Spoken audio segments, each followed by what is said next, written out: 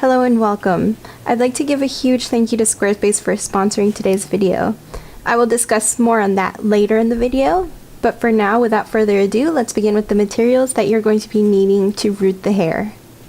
To root the hair, you will need needles. You're going to want a needle that is very, very thin, and wire cutters to cut the very tip of it. And then I put a little eraser to keep track of where it's at all times. You will also need hair. You're going to want it in as close to the hair color of your reference as possible. You're going to want a natural type of hair fiber. So I'm using human hair. I recommend mohair, which is another type of natural hair that comes from some animal. I want to say some goat. You definitely do not want to use a synthetic fiber because I do not know if it will hold up in 275 degrees. You're going to need some scissors. You're also going to need an oven and a reliable oven. Now let's get right into rooting the hair. We're going to get our hair, which is right here, freshly cut off of my head. So we have this, which we had protected. I'm going to look at where the hairline would be. And we're going to just very lightly mark the hairline. From the looks of it looks like the hairline starts up here. So I'm looking at a profile view, so I can tell exactly how far back his hairline goes, and then it comes back in. So now we are up close to the head. And how we are going to do this, I'm just going to cover up the rest of his face. Now what we're going to do here is we're going to work back forwards.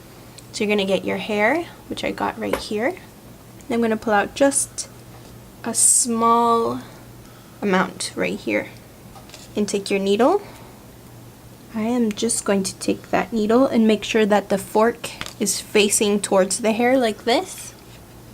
So starting from the very, very back like this. Grab a little chunk of hair and push it in. And try to push it in pretty deep. This ensures that it won't come out. Push it in deep and pull it out. In the back parts here, you can grab a big chunk of hair and push it into each part. When we get closer to the hairline at the front, where it is a lot more noticeable, you're going to definitely want to make sure that we are putting less hair in each follicle. And the reason why we want to do less hair in each follicle is it makes it look more realistic. So here, as you can see, I am making the hairs a lot more. With each follicle, I'm only taking out 1 or 2 or maybe 3 hairs and kind of making them more dense here so that it looks more full and it looks more realistic. Whereas over here, there were a lot more hairs per follicle. So now here, I have added some of the hair to this side, and as I was rooting the hair, I was rooting it kind of going in at an angle because most of the time our hair, we kind of train it to go a certain way. So I've made the little part here, and I'm going to go in with a bunch of little tiny hairs closer to the hairline just to make it look a little more natural. But what I'm going to do here is I'm starting to go in from the opposite direction. And I'm just grabbing just the tiniest bit of hair. And we want to make sure that the hair part doesn't look too empty. Now that we have some of the hair already placed in, I'm just going to leave it right here for a little bit. Now here, we're going to start doing the eyebrows. So as I'm looking at the reference, I'm going to make note of where the eyebrow begins. Be very gentle. You definitely do not want to push any of the clay back. I'm gently resting my hand on the top of his hair. I can tell that the eyebrows begin at around right here. So I'm just marking right there. The bottom cuts across like so.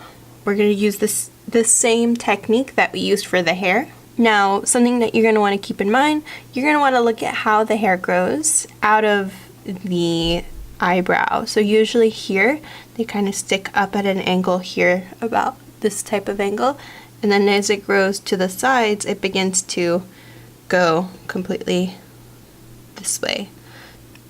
Now, another thing to consider when putting in the eyebrows, you're going to want to put in one hair at a time. Cover around the eyebrow as I'm working on it, because right now it's kind of going all over the place. Okay, so now that I have, for the most part, the basic form here of the eyebrow, I'm just going to trim it back some. We're not going to trim it all the way quite yet. I'm going to wait until we're all done, but I'm just going to massage the hairs to go in the direction that I want. I'm going to get started on the other side, and then I'm going to go back and forth and just kind of add additional little individual hairs where I see fit. So I'm gonna go ahead and look at the reference very closely and add in the hairs individually to this side. So I got the basic shape, but there's still a little bit more touching up that I gotta do. So for example here, I know I said generally there's eyebrows that go up and this way, so I've got that in, but now that I'm looking at it, there's also hairs that come in from the top down. And merging into this. So what I'm going to do is I'm going to just add those hairs, and on this side as well I'm going to get these inner hairs, these little individual ones, and then also at the top it needs to be filled out a little bit, and then I am just going to make the illusion of hair, because these ones that are really close to the front, no matter how hard I try, this little end is a little bit too thick, so the holes that it makes is kind of hard to make go away. So I'm just actually using the needle to create like hair-like texture, and then we're gonna paint that in later. As long as it's just not all painted, I think that it can give a pretty realistic look. The next part of this fun is going to be the beard. I'm just gonna roughly mark around here very lightly into the clay, and we are just covering. Got my tool, and I'm gonna start here and work my way this way and out.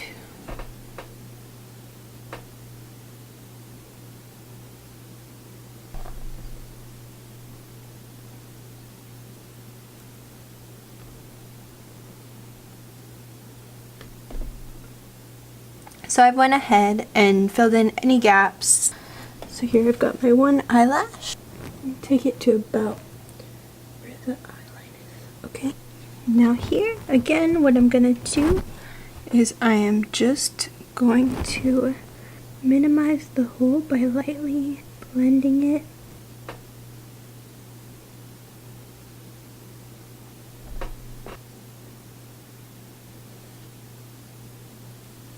Just smoothing that out. I'm just gonna look at him, just any place that needs adjustment, and creating a bone that I see. Now that we have the hair, we can kind of see where everything goes. We're going to be doing all of the trimming and hair cutting after we've baked the clay. So here, now what I'm gonna do is I'm gonna get a little bit of water and just wet the hair. Try not to wet the polymer clay, just the hair. This particular clay you're gonna bake for 15 minutes every 1/4 of an inch. So this is pretty thick. I would say it's about 2.5 inches. So we're gonna bake it for 2.5 hours. At every hour, we're going to wet the hair, put it back in the oven. And then once it's all baked, we're gonna cover it when it gets out with that kitchen towel to make sure that it goes back to room temperature very slowly, just to prevent any type of cracks. Now, something very important, please be sure that you do not leave this unattended in the oven, and check every 15 minutes. Some ovens are not the most reliable. They might have heat fluctuations. Make sure also that this is at the very center of the oven, because if it's too close to the top or too close to the bottom, you're gonna have more extreme temperatures. Only do this method if you're an adult. Gonna put it in. I let it cool down overnight, see what is inside. The last thing that we gotta really do is trim back some of these hairs. Here are the scissors. I like to use hair cutting scissors. You don't really have to, but I like the clean look of the finished product. So I'm just trying to focus on the upper lashes. Now the lower lashes. Again, just trim very lightly. Don't trim too much off. I like to go a little bit at a time.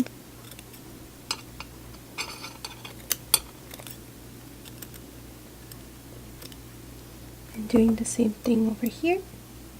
With the beard and the hair, we're going to want to follow a similar style that we see in the reference picture. Make sure you're not getting too close to the skin. And if you find that there's any little tiny patches, paint some of the individual like patchy areas.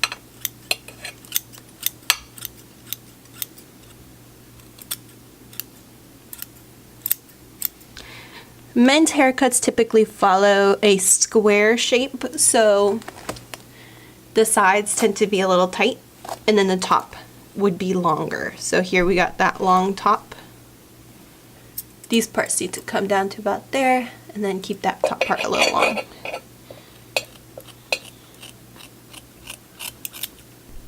When cutting texture, you're kind of going into the hair like so. To the other side, we're going to do essentially the same thing. Bring it up to about, if it helps kind of separate the hair a little bit, to where you can see the other side, because typically this side and this side will mirror each other. It kind of blends into it. So here is the rooted hair, the result of the rooted hair.